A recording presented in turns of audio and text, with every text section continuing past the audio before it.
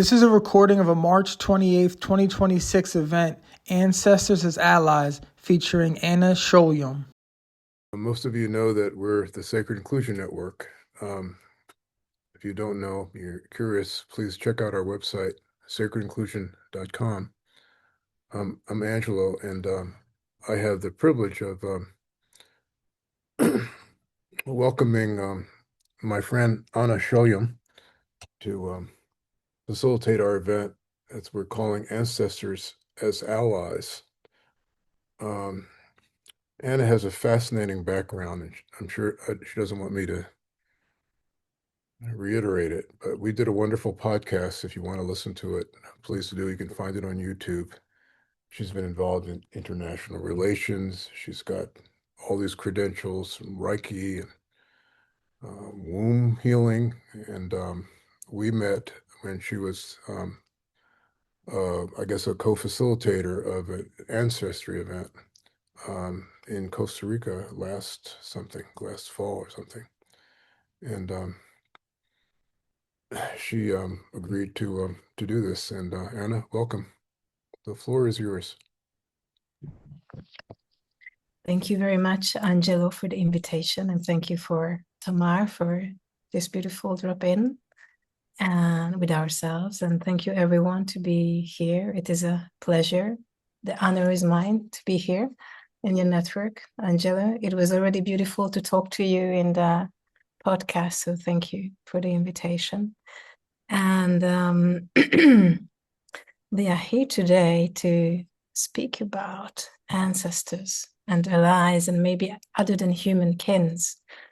And to do that, as a custom, when we work with ancestors, I like to say an opening prayer. You're welcome to join in inside you, or even saying anything out loud at the end if you want to share. And then I will start to speak about this topic a little bit deeper.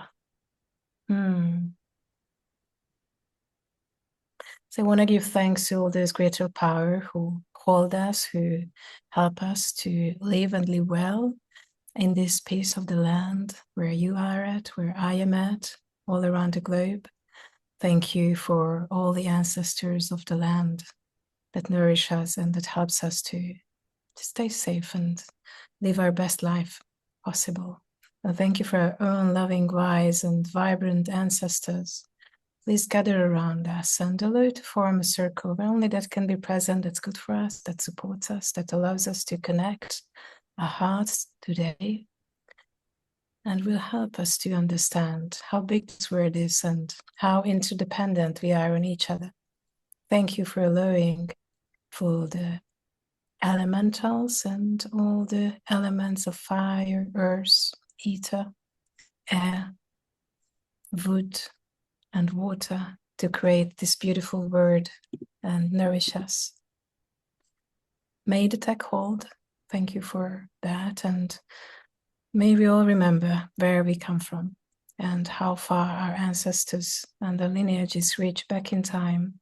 And may we bring good to the earth and to all its inhabitants. And may we remember our teachers who helped us to be here. Thank you, especially for the land in Barcelona, Cataluña, España. Muchas gracias por toda la ayuda que me estés ajudando. Merci. Que tu estés também en aquesta charla. Muchas gracias. Ashe. Thank you.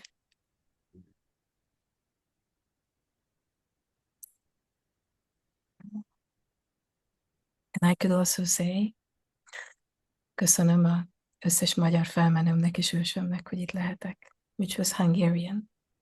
And I like to interweave the languages I speak because, well, you know, we all have different identities. And for me, one part of my identity is that I work in 3 languages. I live in 3 languages, or 4, more or less. And it's a good thing, I think. So ancestors may be a word that sound funny in a way, coming from the mouth of a white cis woman. And I want to say this first because maybe traditionally we don't think that white people had ancestors. We all have ancestors.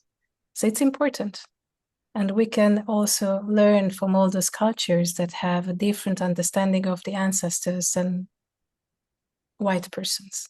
And I'm saying that up front because that's important in our work, like the acknowledgement that we have come from different cultural and biological, biophysiological background, different history, and we carry it all in our bodies.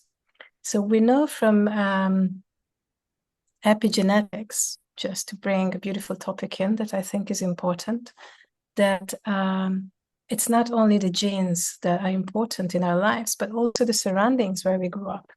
What are all those elements that participate in our life? So just as an intro, maybe just for a moment, we can check in and remember, what is that surrounding? What is that space I grew up with? What were those cultural nourishments that I was asked to believe and make part of my life? How they contribute in my personal life presently? How do they show up when I reach to my community? These are all very important questions. And maybe another important question is whether we know who our ancestors were, because sometimes we don't know. And it's sad when we don't know, maybe our parents or maybe our grandparents, great-grandparents. Most of us maybe can track back maybe until the second or the third generation who the people were. Where did they live? Who we come from? But then it's all beyond oblivion. No, it's very difficult to trace down where they have come from. When we speak about ancestral reverence or ancestral lineage healing, it's important to know that it's not a necessity that we in person have ever met our biological parents or our biological family, because through our blood and through the cells that form our body, we are connected to them. We have never been separated from them. But this also can create a lot of tension, because if we come from a dysfunctional family where we had to choose to step away from some important relationships that should nourish us and they didn't, we very easily kind of interiorize that push away. And we can't push away ourselves because we're literally made of those experiences that our ancestors lived. So with this intro, I want to bring in another perspective that is really important when we speak about this work of ancestors and how we relate to them. I do believe that whatever we believe and what our belief system is, it is valid. And this work is situated in a very, I find it a very natural way of relating that we could call an animist ethic. We call it an ethic because it's not really a belief system. It's like coming back to that relationship with nature above what humankind wants to position themselves. And if you have maybe a plant or a tree that you're really related to, you love them, or you have an animal at home, or you have a farm, you know that that animal can listen to you, that they have emotions. So maybe when we speak about humans above the nature, this is create a rupture in our worldview. And I do believe that this actually is complementary to wherever we are with our belief system. We can be religious, we can be a practitioner of any spirituality. Well, I think if we can consider other existing beings as our kin in a way, with interdependence, that's a beautiful way of recognizing that we are part of something larger. And for my nervous system, recognizing that I belong and I am part of something greater, that's like, oh, that's good. I'm not alone. So I think that our culture, our present Western culture, because we are all from there, it's really based on this separation, that we are alone and we have to individually fight our fights. And it's also there in our communities and also there in our families. So that's the unit of a person, the individual, and I'm there also. So I'm not outside of this understanding. When we come back to the relationships and we start to show up for each other, including the other than human beings, something shifts, I think. And this is what we can learn from the indigenous cultures, also as well in the United States or in Canada or in other parts of the world. Also the Sami culture, for instance, in Northern Europe, that suffered similar treatment than the indigenous people in the United States, that relationship with the land and relationship with the other than human beings, including the invisible world, that's something that has been always very important for us as humans, except for maybe the last 800 or 1,000, 2,000 years. But what happened before? I mean, we didn't pop up on Earth just like 2,000 years ago as a magic. No, so there are people who have come before us who have been practicing earth honoring and animistic ethics with other belief systems even before our calendar started to count the days. And we see that. We can call those myths, we can call those many other things. But I really like how Thich Nhat Hanh, the Vietnamese Buddhist monk who already passed away a couple of years ago, describes in his book entitled The Other Shore. It is a new translation of the Heart Sutra, and it's a new explanation to that. I recommend to read that if you're interested in Buddhism. It's really beautiful. And there he explains the notion of interbeing. And what he says is that, you know, this piece of paper that you're reading the book on would not exist without the sun and the rain and the earth that nourish that tree that this paper was prepared of.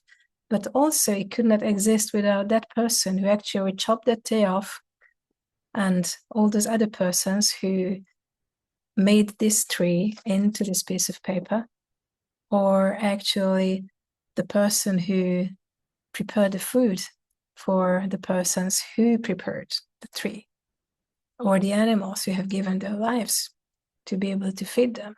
So the whole world is in this piece of paper.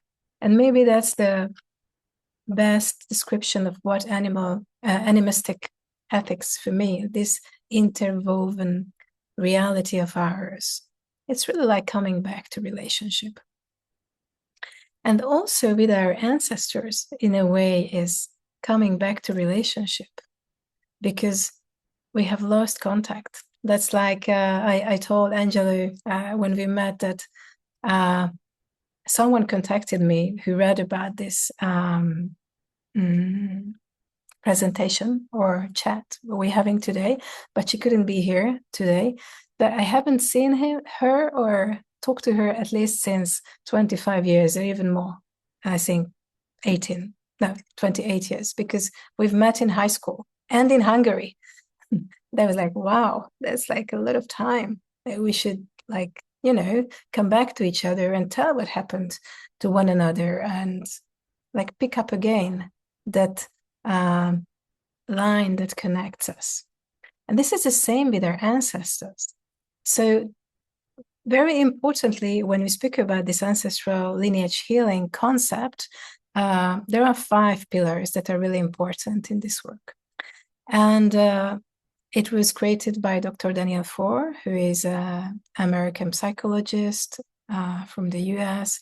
Presently, he lives in Granada in Spain with his family, and I studied with him. I'm still studying with him because I'm in a teacher training project now, which means that That event that Angelo and I met in Costa Rica, offered by Daniel, I'll be able to offer as well from the summer.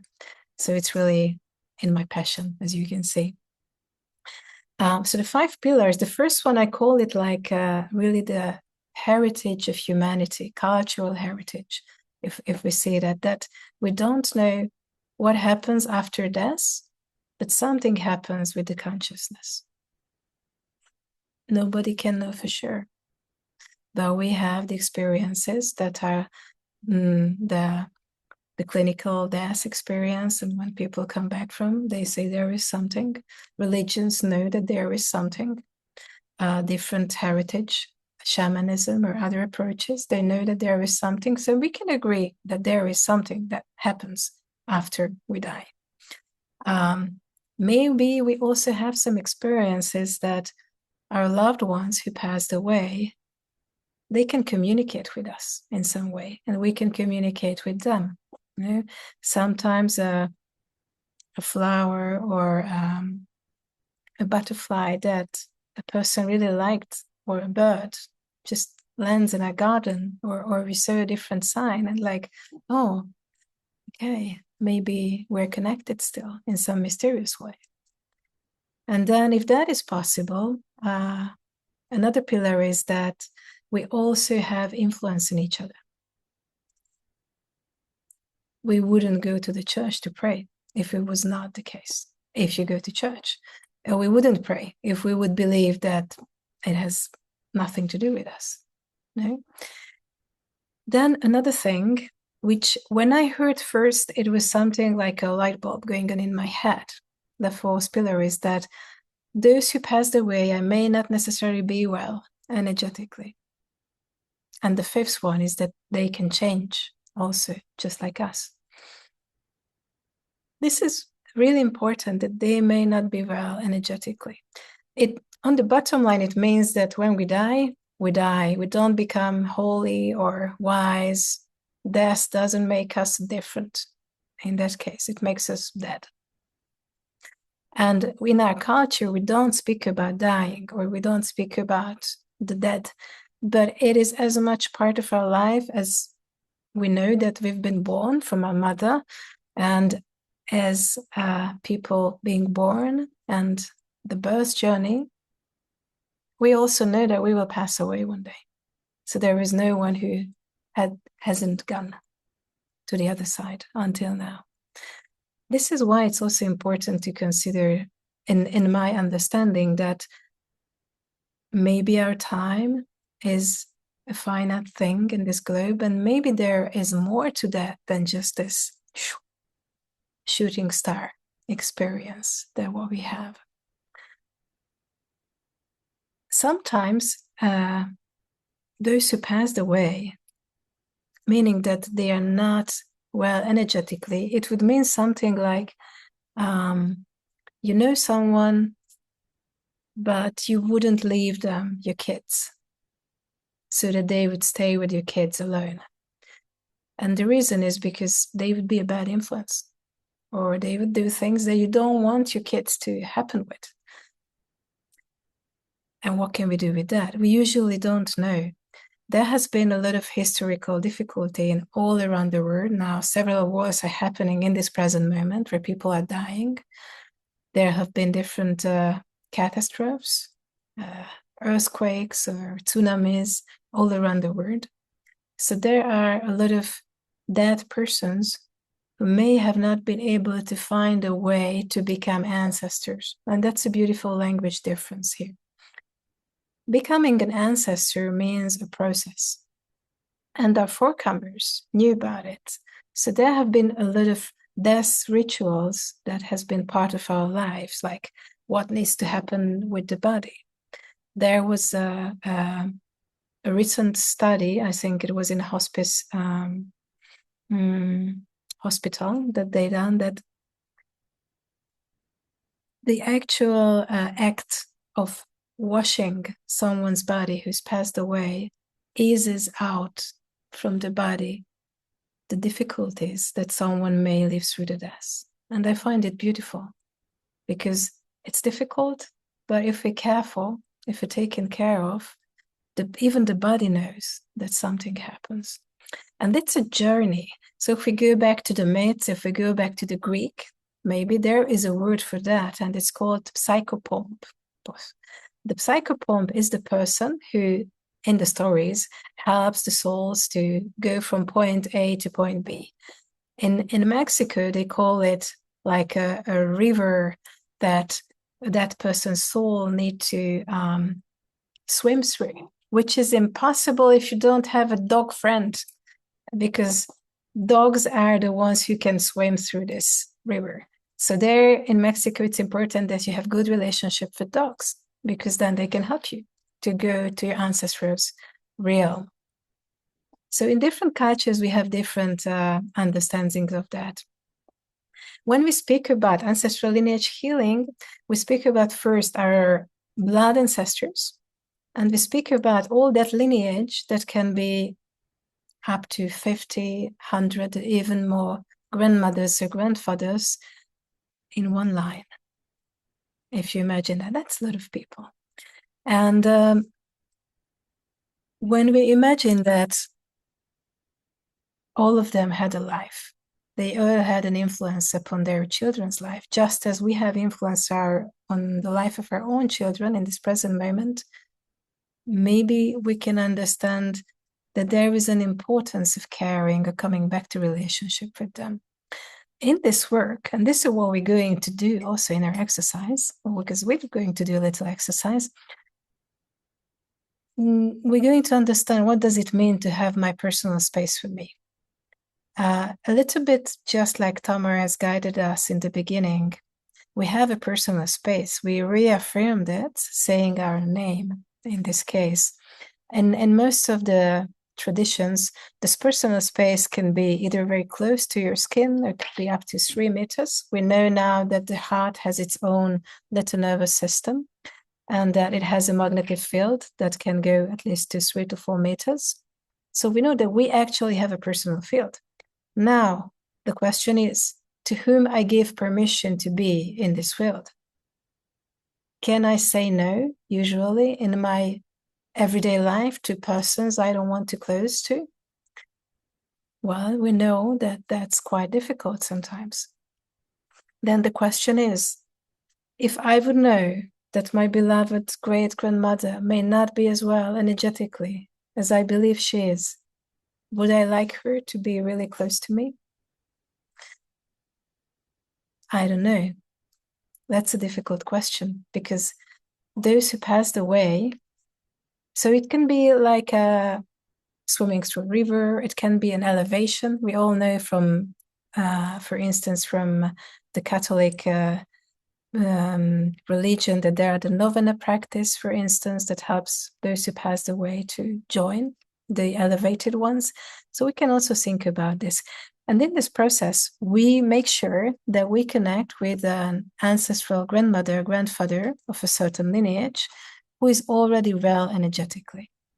And we do that with our intention, because our intention is very powerful, and our will holds real power.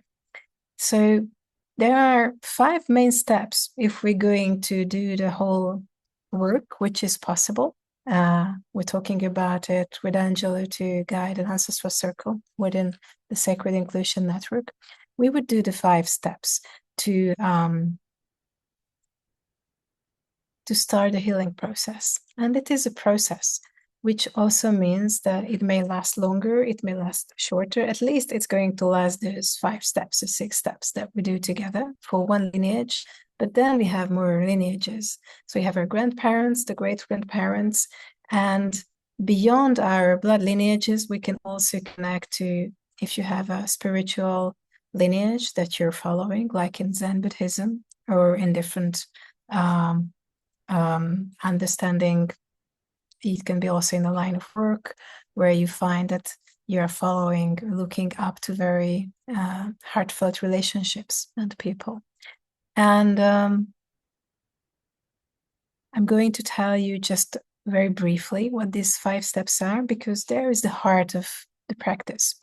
When I say that someone may not be well energetically, it doesn't mean that they want bad things to happen, or they would be wrong. It's just imagine that, how is it when we are lost and we don't know where is the way, or there is no one waiting us? I think you all know how is it when we go to a new place and there is another person who we know and they wait for us and they say, oh, thank you, that's so good, I feel at home. That's easier, no, to find. And when there is a relationship that is forgotten for the loving, well, and wise grandmothers and grandfathers, maybe the person who passes away cannot find a way. And we, the living persons, can actually help in that. Not assuming the role of a psychopomp who would help them, but to connecting to a grandmother who is well, or a grandfather who is well energetically, which can show up either in a feelings in the body, or you see a big light bulb, or so there are many ways to perceive it. I can speak about it later if you have questions. But when we connect with them and we let them know that, could you please help to heal the whole lineage between you and me, they usually say yes. So this is also a peculiar thing, because we don't do anything. Well, we do the most important thing, we show up and we ask for help, which actually helps us systemically, if we speak about systemic psychology, to become who we really are to those who came before us, the grandsons and the granddaughters. And it's not an expectation that we heal all our family, because that would be impossible. So it's a collaboration between the loving wise and all their ancestors, and between us.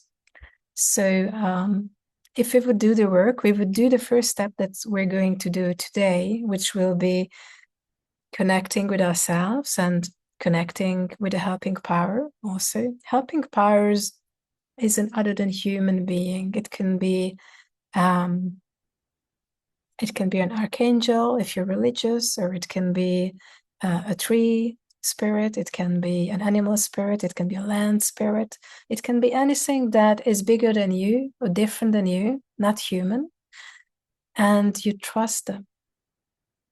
And then we're going to ask this helping power to help to clean our personal space from anything that doesn't belong to us. My experience is that we carry a lot energetically usually around, especially if we're really connected to the news, because of course the heart goes out to that, and we can be very anxiety. We can have anxiety about all those things. Then we're going to protect that space, because we also want to get deeper in this work with protection. We don't know what's waiting for us, but we trust. And there comes the intention. So we do what we call the first step, which we're not going to do today, but if we start to work, we would start with that, to do something that we call the assessment of the lineages. It's an energetical assessment, which means that we try to feel in, and I usually guide that in a certain way, how, for instance, my mother's lineage is doing, my mother and all the women before her, or my mother's father and all the father before them. And it's the same for my father's fathers and my father's mothers. And we don't get in touch with anyone yet. This is the most challenging usually, because sometimes we have a very deep relationship with one of our grandparents or great-grandparents who maybe have been there more than our mothers or fathers for us, and we still don't get in touch with them. And the reason here is that we want to have a sensation how the entire lineage is doing, because we're the descendant from all of them. And if we want to step up to be the living face of these lineages, it means that we really wish them to be in a good energy and healed energy before we could embody them. And it's all about embodying and coming back to relationship. So the second step is to meet with someone we call the ancestral guide. That's the grandmother or grandfather on the lineage that you choose after the assessment. That also helps us to decide, okay, where I'm going to focus. And we usually say that if you can focus on the easiest one that feels best, that's always good, because then you can develop your skills, how to do this work. But then we meet a guide, and it is a very lovely connection when we can find that. When I met with my first guide, it took me some time because the connection was not there. So it's like, how can I reestablish that lineage? You know, like a landline of a phone, you need a cable to call someone in the ancient times. Now we need Wi-Fi. We need the, I don't know, the radio waves that we use for the telephone. So we need something. And it's the same with the ancestral guide. It may take some time to find a connection, but I usually say that blood calls for blood. So we're going to find them.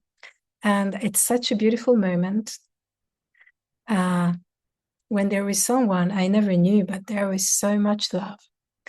And this backpack, I don't know if you have this experience to like having a backpack on you that you try to resolve all your life, and that's your family story. And he was like, okay, now I can give it back to you. Can you take care of this for me, please? And they usually say yes. There are some criteria who can be an ancestral guide. They are like the spokesperson for all those who are already well in this lineage. And with them, the work starts, which is to create a healing space for all the lineage. They will go in there, all those grandmothers and grandfathers who belong to one lineage. I'm just mixing it now a little bit. And then it progresses until we can recognize what are those difficulties or burdens that we are also carrying in our own personal life. We may know them already, but it's very helpful to know that it didn't start with us. Maybe it's something that our great-grandfathers, great-grandmothers were also dealing with. And the same for the blessings. And we tend to ignore more the gifts and the blessings because this human mind focuses on the difficulties. But there are a lot of blessings as well that we have. It could be that you are confident. That could be a blessing. Or that you have a gift to take care of the flowers and the plants, and they respond very well. That could be a gift. Or that you're courageous. You have courage. Or that you're great in business. There are many different gifts. And making it conscious, it helps to grow with it, also in our bodies. The process is chronological, and it's always guided by this ancestral guide, grandmother, grandfather. So it's from the back of the time, from the very long past, that the grandmothers or grandfathers start to heal and join these already well loving, brilliant, vibrant, energetic ancestors. When the healing process is done, which is step 3 and 4, we reach the step 5, which is at the end, is really calling down the blessings of the whole lineage to be part of our lives, and also to fan it out to any living family that we have, and also to our children. So it really has a ripple effect when we start to come back to relationship with our own heritage. My experience is that we have a lot of, how to call it, well, we're sitting on the mountains of grief. So there's a lot of tears that has been never grieved. Mostly in every lineage, you can find people who did harm, and you can find people who have suffered harm. But many of it has been never grieved because it was impossible culturally even then. It is very known in history how a different group of people acted harm against each other. We can speak about colonialism, we can speak about racism, we can speak about many other things. And we all know that it's still an ongoing issue. So it's my belief that if we keep coming back to our ancestors and learn how to reconnect with the land, how to honor it, and how to come back to this living relationship with the web of life that we are already in. It's just really making it conscious in that way, then we can really help all those who will come after us, because this mountain will go smaller and smaller and smaller. It will be like a more regular size of grief. Then maybe we can all take a step to metabolize together easier. And yeah, I'm going to pause here. I've been talking since long. I'm curious, do you have any questions, or what is your ideas? How do you feel about this?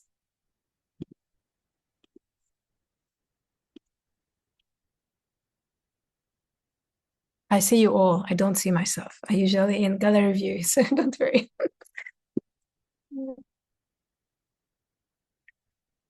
How are you doing?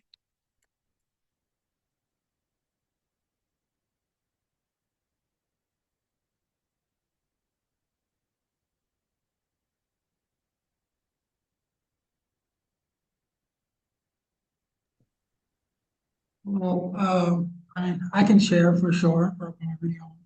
Yeah, Um, Ian, please. I mean, for me, there's just been like a lot of different moments of reminders of, you know, I guess this isn't a topic that I think about, every day. And, throughout my lifetime, I think that these ideas or questions have come up, but I think it's always like very spiritually rooting, shall I say, to just to listen to you and remember that, yeah, we are so connected to our lineage of the past. And although it's something, like I said, I don't think about often, it's in me so deeply. And I think it just, adds to, like, I see myself as someone who's become like very grounded in spiritual concepts, as far as like I don't know what's real or what's not real, but it feels real to me. So I'm sticking with it, and it's like, um, so yeah, it's just been nice to just like take this time to just listen and remember that some of the, it's like the water at the bottom of the river, may not see it, but it is there and it's flowing and it's important. So yeah, I appreciate it. Thank you, Ian. Appreciate your metaphor. Love that. Thank you. Thank you.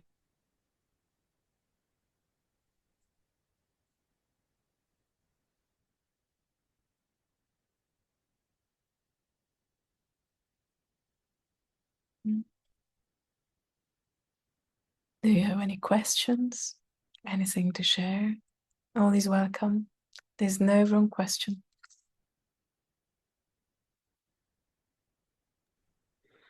Oh, nobody wants to talk, so I'll ask a question. Okay. We got a lot going on in the world right now, and to say the least. And I'm just wondering what your reflections are as to um, how this work might assist us in this time. Mhm. That's a very potent question. Thank you, Angelo. Yeah. I think now we are roughly 8 billion persons on this globe, more or less, no? So just imagine, maybe 3,000 years ago, how many people lived in the world? I don't know, but a lot less. And maybe 6,000 years ago, even less. But what I want to come to is that maybe 3,000 years ago, there were siblings who have procreated, they had families, and maybe from those two siblings, now we have like hundreds of thousands of descendants, in a way. You're with me? So it's like ancient mathematics, no? So it's like, I'm not familiar how to say it in that I show you something. I have Just go to that slide. Okay, you're going to love this. So it's a visual. Okay. That's my drawing. So this is me here, my father, my mother. So just see first generation.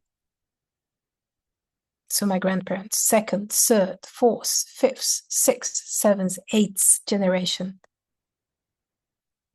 So that's like hundreds of people just in my lineages. And I'm one person. So if I go to tend to my lineages, my belief is that, first of all, I help to metabolize grief, which means that there will be less acting out and there will be less mean things in the world and there will be less hurt. So if we're not hurting others. That's what I understand. So we can diminish, we can help to make it smaller, this mountain of grief and pain and suffering. Then it could reverberate like the little waves in a river or in a pond that you drop a pebble in it and it goes like this. I have no idea who is my 10th cousin, you know? I don't know. But I'm sure that there is someone who maybe 50 or 100 generations ago, when the siblings had different lineages, were still related in some way. And if you go in ancestry.com or wherever, if you do any DNA analysis, sometimes you can ask for to giving matches. And most of the matches they would give like, there's 1,000 of people with whom I'm like fifth cousin and I have no idea who they are, will never meet them, will die without knowing about each other most possibly. We don't even live in the same continent. So I think that we're really a big family. It's just, we don't know it. And when we come back to deal with the wounds of the past, whichever way we can do that, and with kindness and compassion, hopefully, that helps the present to be less tense.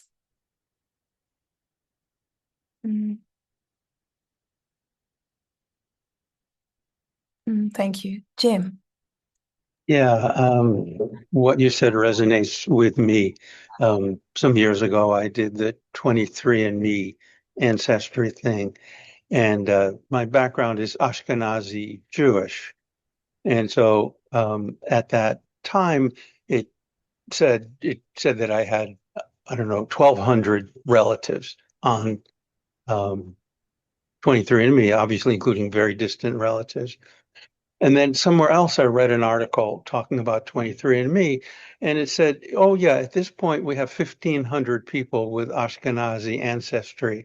And I thought, wait a minute, like every Ashkenazi is identified as my cousin or as my ancestor, and that was sort of startling for me. Like, wow, okay, we have that connection.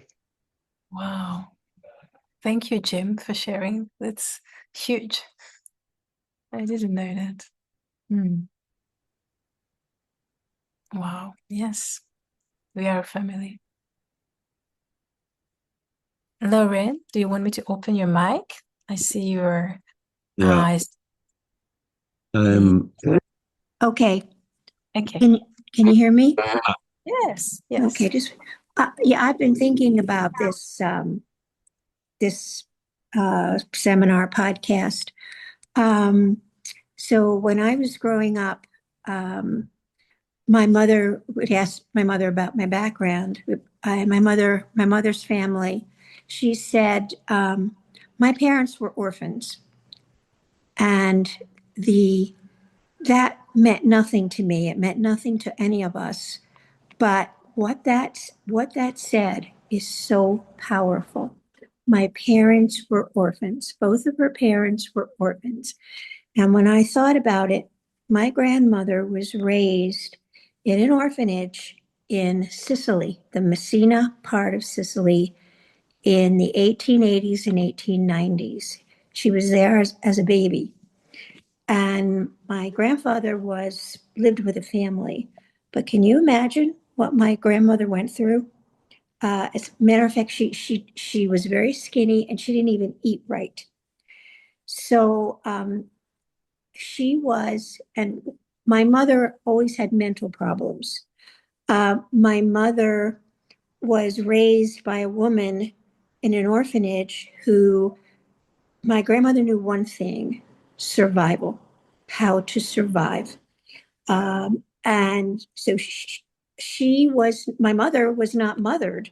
Well, my grandmother, how do you get mothered in an orphanage? She barely lived. I don't know the specifics, but I think we can all imagine about what is how you're being raised in an orphanage in the 1880s and 1890s. And I know nothing about their past. My grandfather could have been a goddamn prince for all I know, you know? Yeah. Yeah. Uh, Yep. but that has resonated, that has affected us through generations. My mother was not a mother. We had difficulties. My grandmother, I would have to say, is a heroine because she knew how to survive. It's all she did was know how to survive. She made her kids work in the fields in South Jersey. My mother only went to the fourth grade and she was taken out of school in March and not put back until October. So my mother always had a feeling that she was stupid, so that I'm just, Mm. and I always thought about how horrible my past is and how terrible it is. But you guys made me think, what skills did I get? What's the positive of that? And I think it's my grandmother's survival skills. I know how to survive because that's, you know, empathy. No, she didn't teach me that, but how to survive. So instead of looking at it negatively, I'm trying to look at it positively. Yeah, absolutely. Thank you, Lauren, to share that. I had goosebumps when you shared about your grandmother's childhood. Mm. Kindness to you and that must have been very difficult for her. Mm. Thank you. Louise?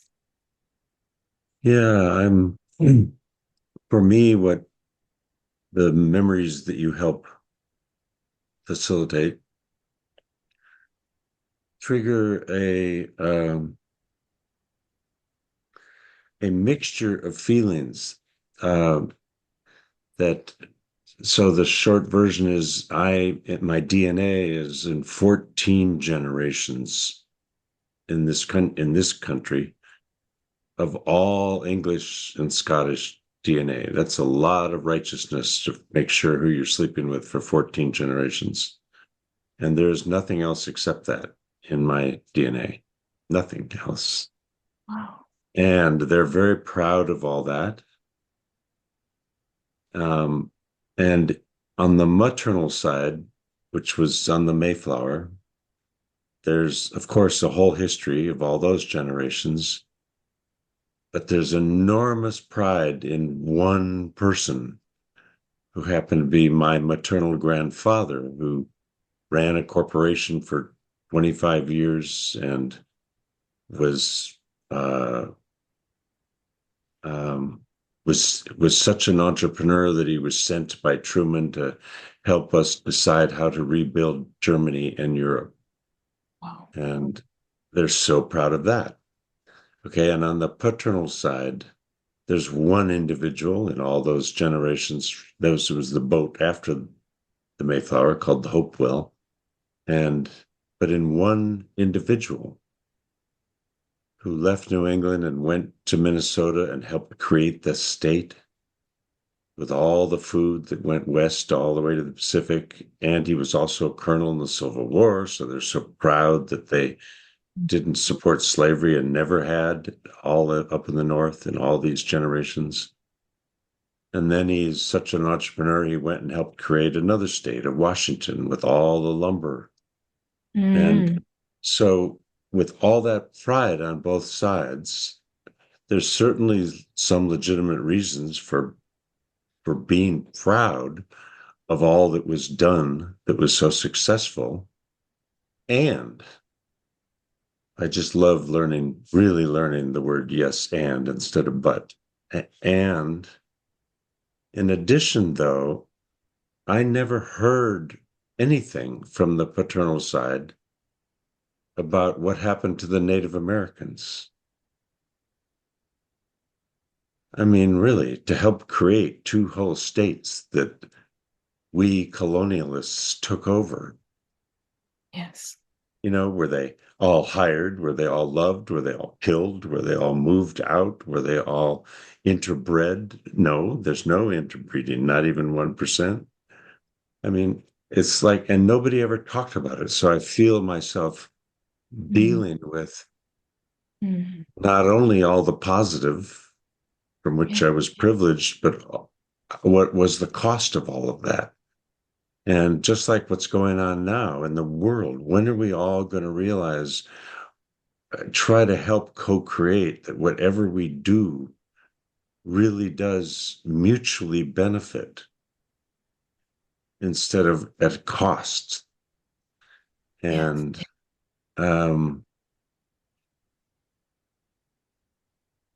so that's all. We all have the details, but it's not about the details. It's about, wow. Yes, All my it's DNA very, and all my history comes from that. And then I am also aware, if it's possible, but I believe I'm aware of having 3 prior lives. You know, one with my current daughter, one with my current wife, one with my prior wife. And my prior wife and I visited that place in this globe where we were together. And it was an astounding experience to feel it. So beautiful.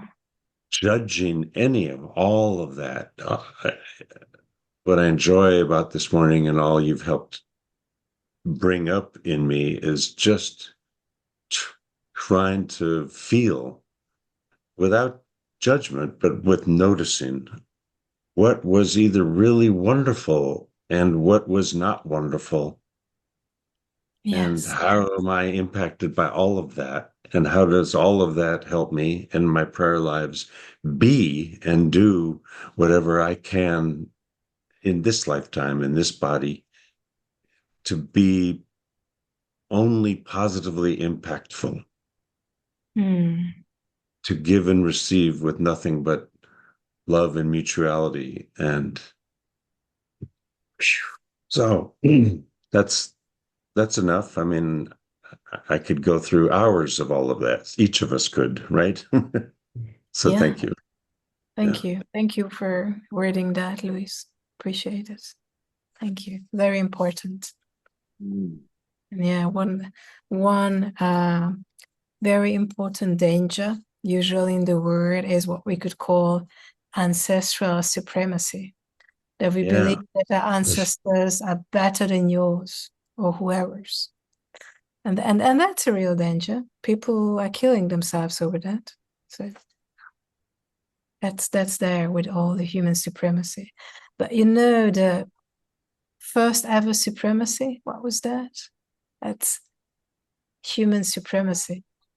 Humans over the nature or existing world. Yeah. The visible over the unseen. That's also another part of it. So yeah, thank you. I appreciate your sharing.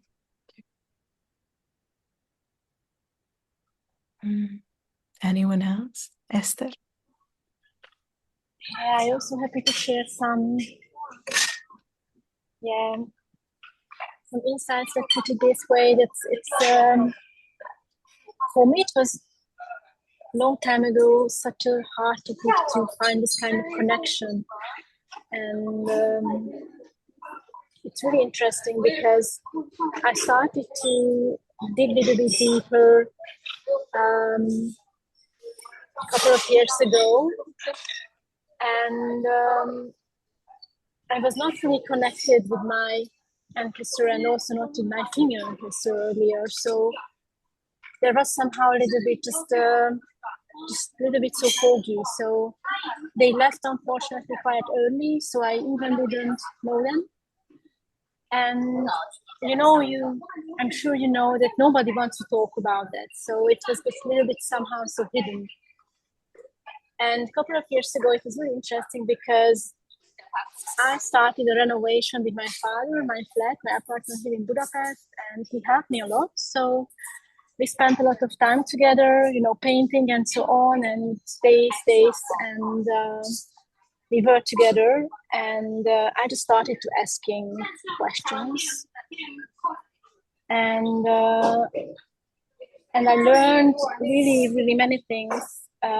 It's turned out many stories, how was there, how hard was the life at that time, and also about my female ancestors. And then I started a little bit to put the puzzles together, just how was it for them. And the first time I was a little bit angry because I felt this anger that I don't want to carry this whole heaviness anymore.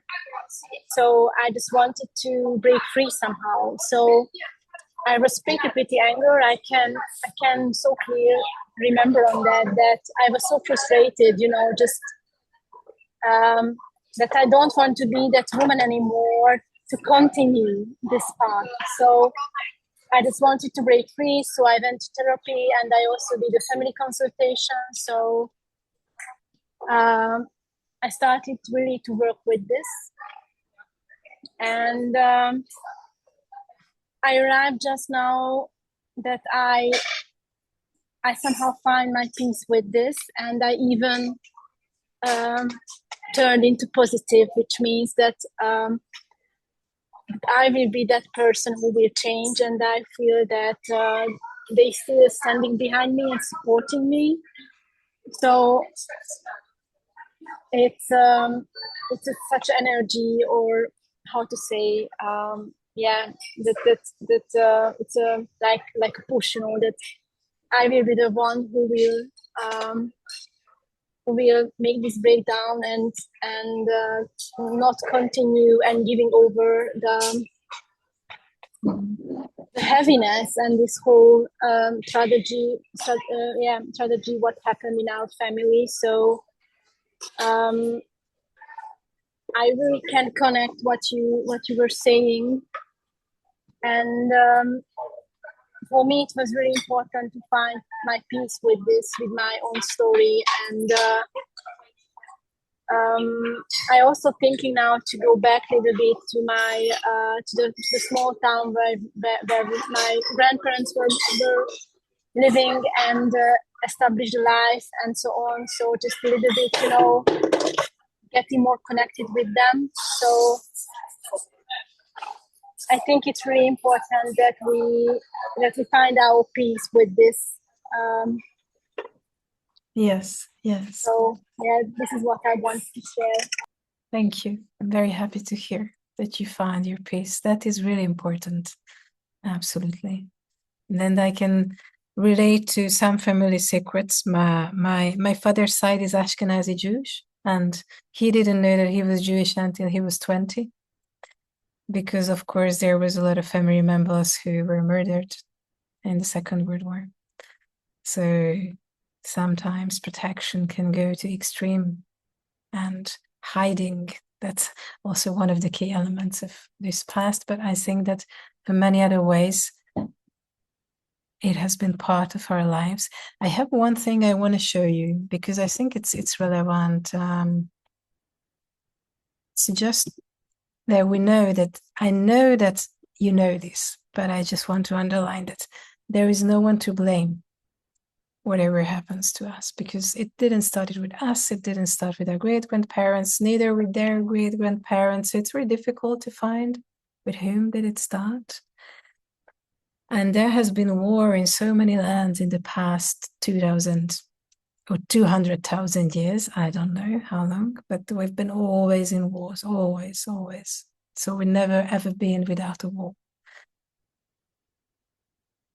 What does that mean? Usually the men go away. Maybe women are kidnapped.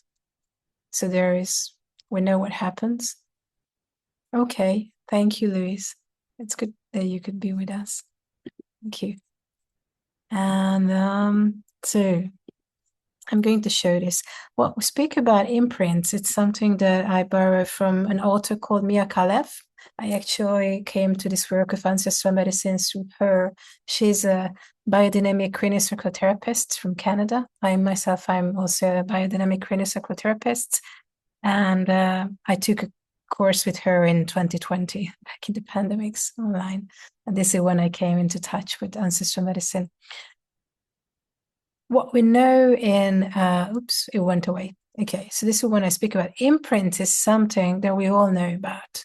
It's like if you put, maybe that's the easiest, if you put your hand and you put your thumb on your skin and you push it very strong, you know that there's going to be a mark. So an imprint is like a mark or something like that, but it's not always visible, okay?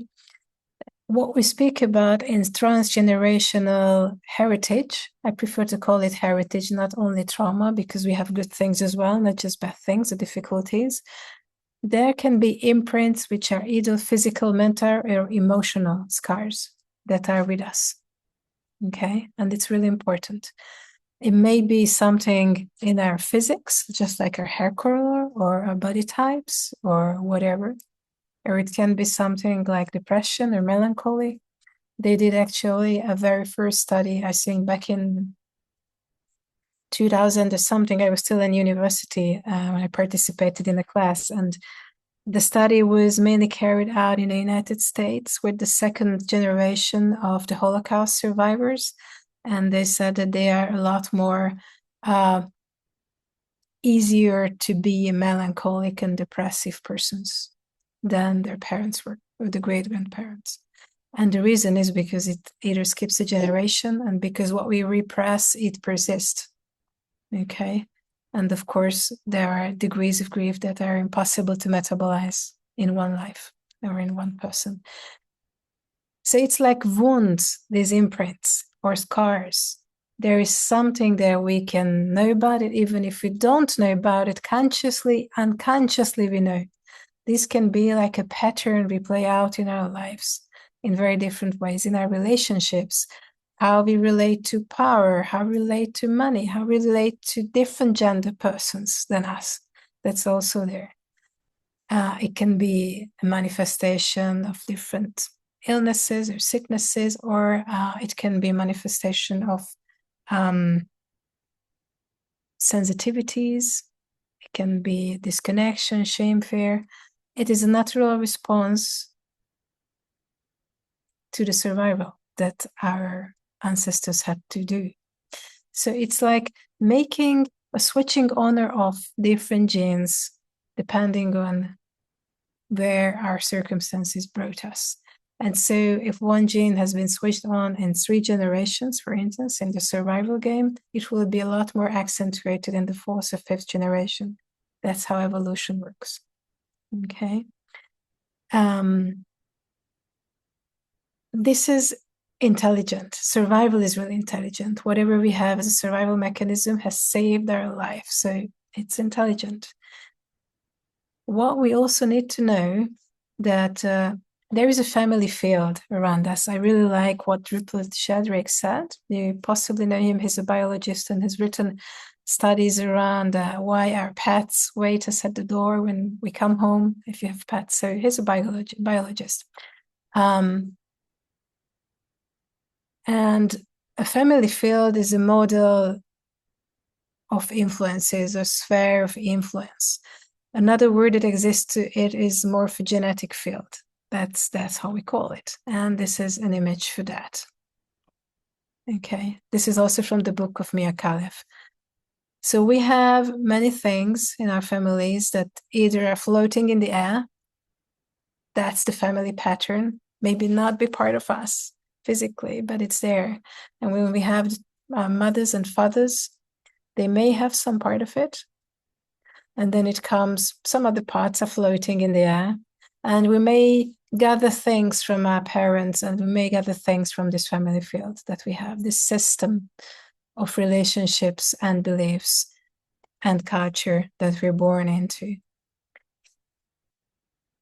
And this is what actually happens when there is an issue or we can't deal with a family secret. Most of the times when people took their own life, the family didn't want others to know. So suicide was banned in most of the families. And maybe there are other things that were banned. Maybe what Luis mentioned also, how you dealt with difficulties that were in the way of building where you were going to. So these all can be like this gray smoke here that can be the difficulties that we try to resolve, but sometimes we can't because it's not in our level. But this is how it may look like. When it's not about forgetting, it's not about undoing, but it's about bringing wholeness back to the system and coherence. Because all the systems, and you can see it now in international politics, I think, that incoherence is a very difficult thing to sustain. Everything tends back to coherence. That's how systems work. And the good news is that if you change anything in you, it's going to spread outside, because that's how systems work. You just change one element and it affects the whole system. Okay, I think we still have 15 minutes. Do you want to do a little exercise after all this talking? Yeah? Okay, I get an okay from the master. Okay, so just be comfortable where you are at. You can move a little. If we will speak about it later, but if it would be a circle, I would drum a little bit, but I'm not going to drum right now. You'll listen to my voice a bit more. Yeah.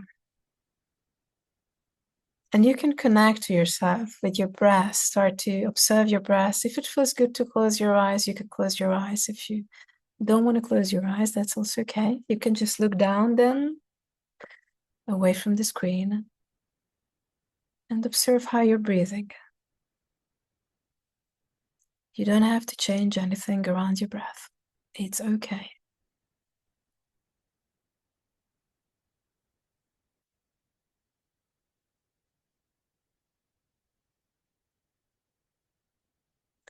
You can bring your attention to your spine and allow your attention to go to your coccyx, and imagine that you're growing a root down to the earth. A root that goes through, if you are seated in different levels, until it reaches the foundations of the building you are at and deep in the ground.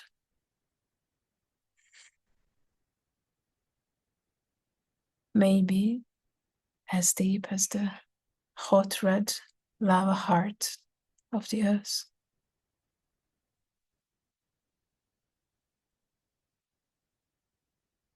And through this root, you can send down anything you don't need, you want to let go, to the earth.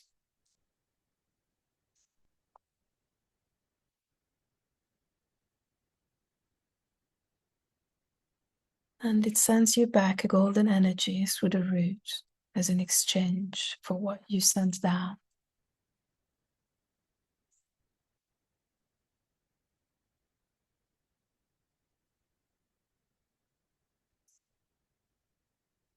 You can allow that energy to enter your body if it is good and you want it through that root. And slowly moving upward on your spine from vertebra to vertebra.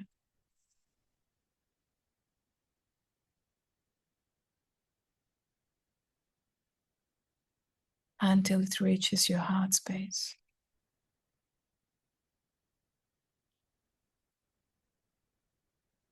And then you can allow it to stay there and continue with your attention upward in your spine until you reach the base of your skull.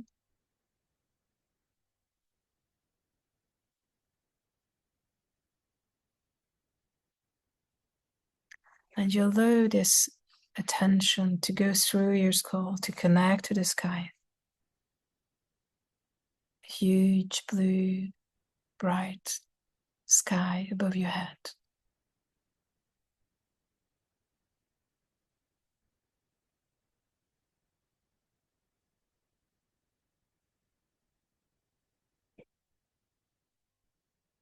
And then you can invite this sky energy to come back with you to your body, through your head, going through your skull, coming back to the occipital and moving down in the spine toward your heart space.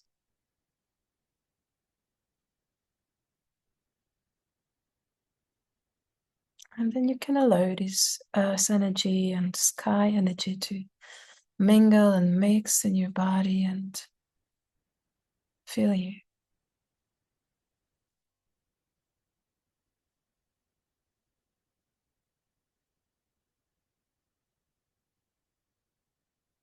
And you can stay here if this is good for you.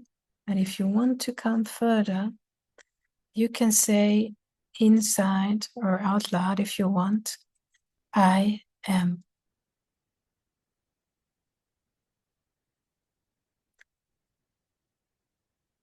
And just observe, where does it resonate in your body, this sentence? Where do you feel it?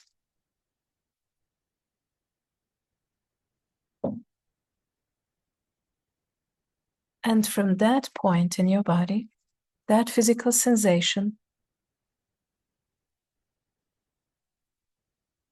formulate the intention. I invite my helping power to come to me, to help me in this ancestral healing work. Hold your attention in the intention. If you have a trusted animal ally or a trusted spirit ally, trusted archangel, divinity, you can call them in.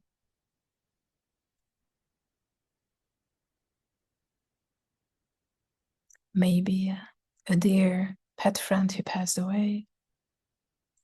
Or you can call the earth to you that you connected with. I call in my helping power to help me in this ancestral healing.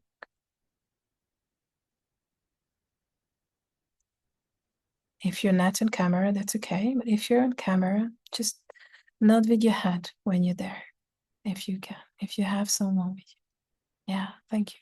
Amazing. Yeah. If you have the connection, greet them. If you're still waiting for the connection, there is a bit more time.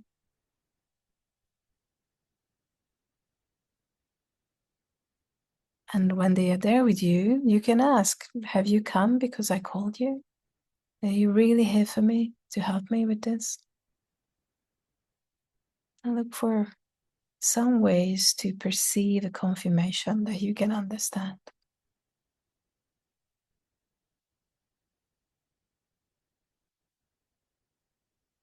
Beautiful. Yeah, and now ask them, please, my helping power, say who they are. Please clean my personal space from anything that doesn't belong to me, that isn't mine, that doesn't need to be here now. Remember, your personal space can be very close to your skin or up to 4 or 3 meters. And they know how to clean it. Allow them to do this for you. It could include your body.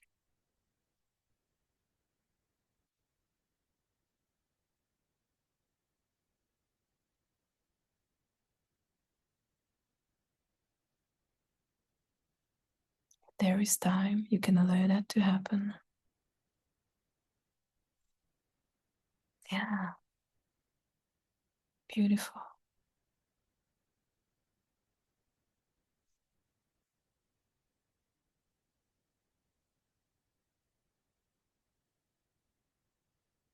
If you feel that has concluded, you can ask them to please protect my personal space. This space around you that they have cleaned, now you're asking them to protect it.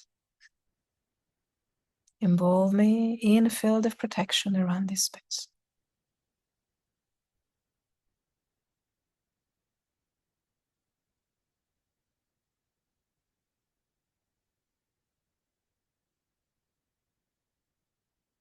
And then you can ask them, Please intend that there be as many layers of protection as I need presently.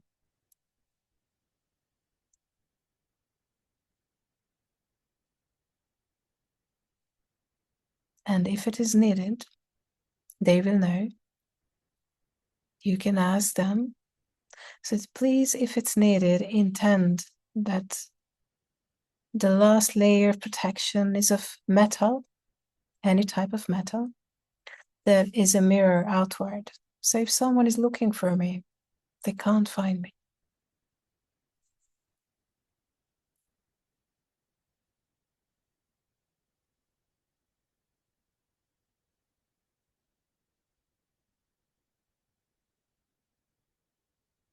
And you can stay here. You don't need to come further. If you want to take one more step, like radio waves, you can formalize that intention that I'm asking all those ancestors of mine who are unwell energetically to step away from me. Please turn your back to me and walk further.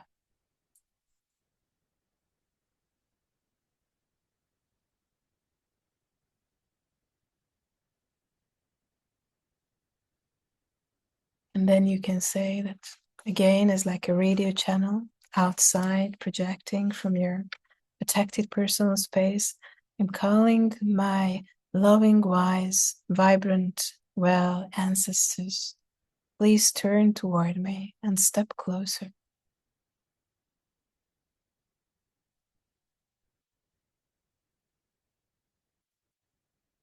They stay outside of your personal space. Anyone who is around you. Nobody's entering.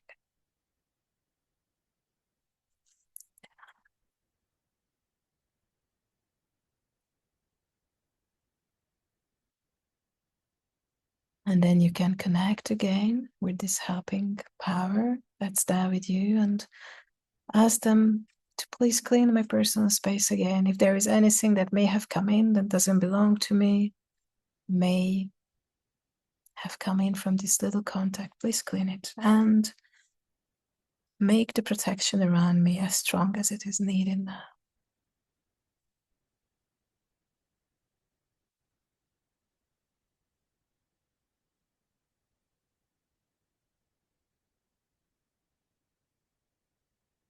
And then you can offer them a thank you if you want. I also offer thank you, gratitude for your loving, wise, and vibrant ancestors. And my loving, wise, and vibrant ancestors, thank you. We're here and we care. May all beings live in peace.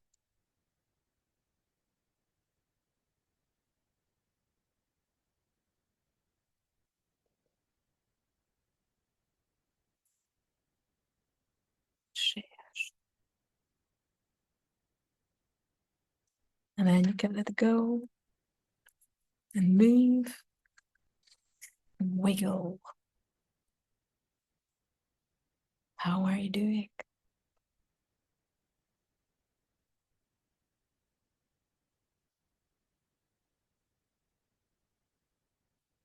Did you feel something?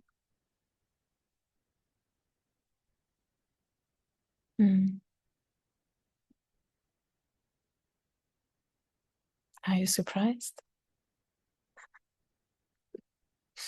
No. Esther shakes her head no. Anybody wants to share something? I think we still have a couple of minutes.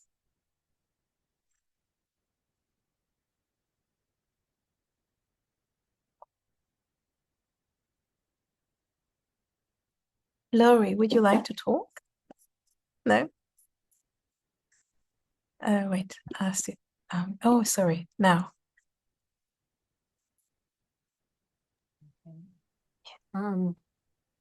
Thank you for all that you have shared and spoke about today, and I resonate with all of it.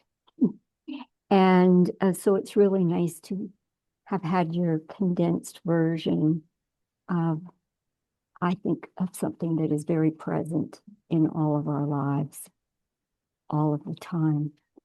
And the exercise in particular, I really liked asking those who aren't of the best influence for them to turn their backs and walk away. And that was very powerful. So thank you. Mm. You're welcome. I'm happy to. We do need to ask. Yeah. Yeah, we do. Most of them accept and follow. Yeah. And you don't want to be in touch with those who don't accept, don't ask, and they are up here. You just want to push them out. Thank you.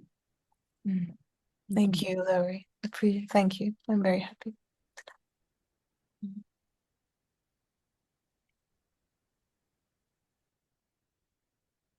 Jan, how are you doing? I'm doing spectacular. Yeah. Thank you so much for everything. Yeah. You're Really welcome. appreciate it. Thank you. Okay. So, anybody else? Anything that you want to drop before we wrap up? Thank you. It was really nice for me as well. I felt somehow such empowerment. How to say that? Thank you, Esther. This is really an important topic and something that I'm going to look into in addition to just this one situation. Thank you, Lauren. Appreciate that. We will share with Angelo some information where you can either do follow up. You can also buy Daniel's book, which is Ancestral Medicine. That's the title. He also does. You can find lots of online courses on his website with my colleagues, and we can do an online circle with this work within this sacred inclusive network. If you're interested, I'll work out the details with Angelo and we'll let you know about that. Yeah, I'll just reiterate that if folks want to do a ongoing circle about this work, just contact me and Anna and I will make it happen. Yeah. So it's usually like I like to do like 6 meetings, and we can do every second week.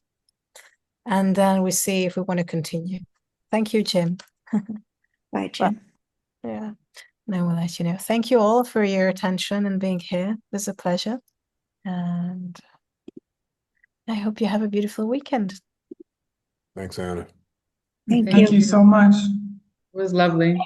Thank you, Tamar. Thank you. Take care. Bye bye. Bye. Bye.